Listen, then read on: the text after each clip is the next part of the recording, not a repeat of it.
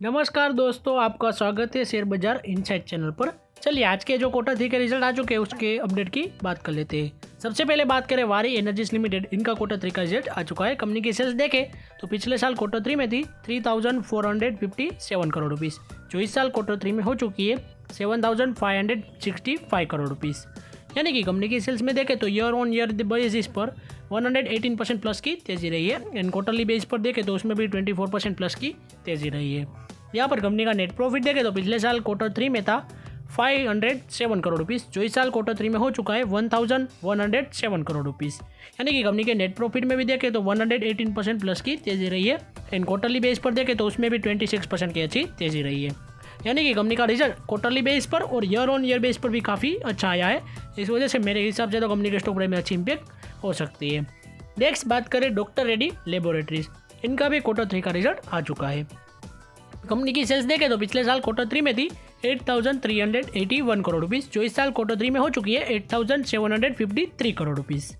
Company की sales में year on year base पर देखें तो 4.44% की तेज़ी रही है। एंड क्वार्टरली बेस पर देखें तो गिरावट रही है 0.85% के अराउंड की। कंपनी का नेट प्रॉफिट देखें तो पिछले साल Q3 में था 1,404 करोड़ रुपीज़, जो इस साल Q3 में हो चुका है 1,190 करोड़ रुपीज़। कंपनी के नेट प्रॉफिट में देखें तो ईयर ऑन ईयर बेस पर 15% प्लस की गिरावट रही है। एंड क्वार्टरली बेस पर देखें तो 11% के अराउंड की गिरावट रही है। यानी कि कंपनी की सेल्स में कोई ज़्यादा कुछ तेज़ी नहीं रही है और कंपनी का नेट प्रॉफिट भी गिरावट में रहा है। इस वजह से देखें तो कंपनी का ओवरऑल पूरा का पूरा रिजल्ट खराब आया है। मेरे हिसाब से तो यह रिजल्ट अच्छा नहीं है और इनके स्टॉक प्राइस में भी शायद से नेगेटिव इंपैक्ट देखी जाएगी। नेक्स्ट बात करूँ इटर्नल लिमिटेड यानी कि जोमेटो, इसकी पेरेंट कंपनी का नाम चेंज हो चुका है, इसलिए ज़्यादा कंफ्यूज मत होइएगा। इसका नाम इटर्नल जोमेटो से चेंज होकर इटर्नल हो चुका है। कंपनी की सेल देखें तो पिछले साल Q3 में थी 5,405 करोड़ रुपीज़, जो इस साल Q3 में हो चुकी है 16,315 करोड़ रुपीज़।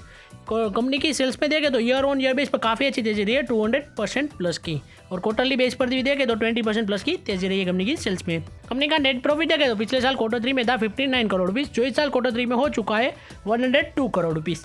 यानी कि कंपनी के नेट प्रॉफिट में देखें तो ईयर ऑन ईयर बेस पर 72% की काफ़ी अच्छी तेज़ी रही है। एंड क्वार्टरली बेस पर भी देखें तो उसमें भी 56% प्लस की तेज़ी रही है। यानी कि कंपनी का रिजल्ट देखें तो ओवरऑल काफ़ी अच्छा आया है और इनके स्टॉक प्राइस में भी शायद से मेरे हिसाब से देखें तो अच्छी इंपैक्ट देखी जा सकती है। और आज के क्वार्टरली जो अपडेट्स की बात कर रिजल्ट की तो यही तक थी। ऐसे ही वीडियोस देखने के लिए हमारे चैनल को सब्सक्राइब कीजिए और बेल आइकन को ऑन करना मत भूलिएगा। Thanks for watching.